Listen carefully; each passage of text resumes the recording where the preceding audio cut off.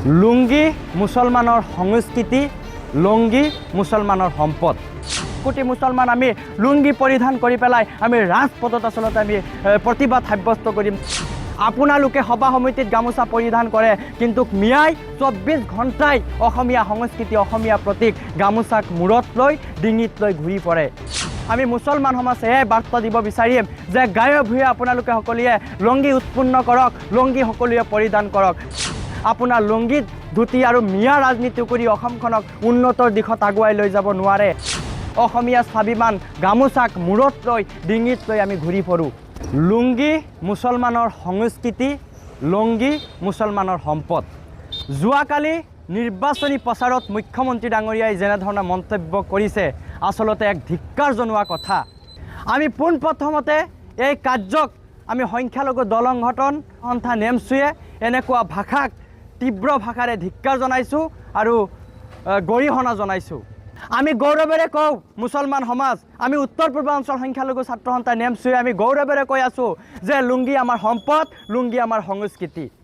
আজি আপুনি কেনেধৰণে মন্তব্য কৰিছে এই মন্তব্যক আমি তীব্ৰ ভাষাৰে পুনৰবাৰ কৈছোঁ, আমি গৰিহণা জনাইছোঁ যে মিয়াই আপোনালোকে চাব, চোৰ চাপৰি অঞ্চলত মিয়া এলেকাত আপোনালোকে লক্ষ্য কৰি চাব যে মুছলমানসকলে, মিয়াসকলে লুঙ্গি পৰিধান কৰিও পথাৰত, বজাৰত য'তে যাওক অসমীয়া প্ৰতীক, অসমীয়া স্বাভিমান গামোচাক মূৰত লৈ ডিঙিত লৈ আমি ঘূৰি ফুৰোঁ।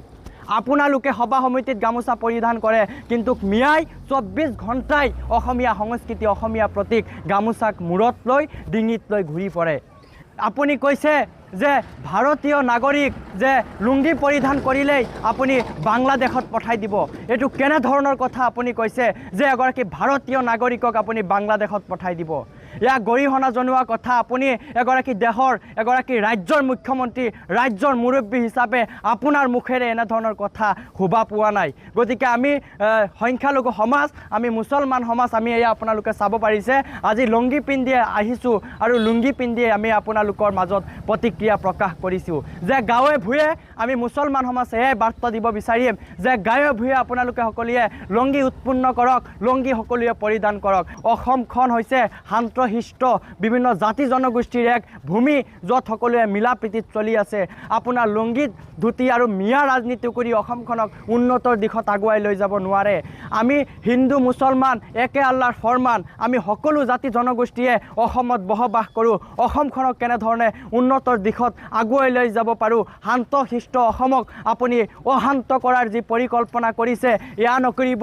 অনাগত দিনত আমি মুছলমান সমাজ আচলতে ৰাজপথত ওলাবৰ কাৰণে আমি বাধ্য হ'ম আৰু অসমৰ 1 কোটি মুছলমান আমি লুঙ্গি পৰিধান কৰি পেলাই আমি ৰাজপথত আচলতে আমি প্ৰতিবাদ সাব্যস্ত কৰিম যদি এনেধৰণৰ মন্তব্য আপুনি কৰে।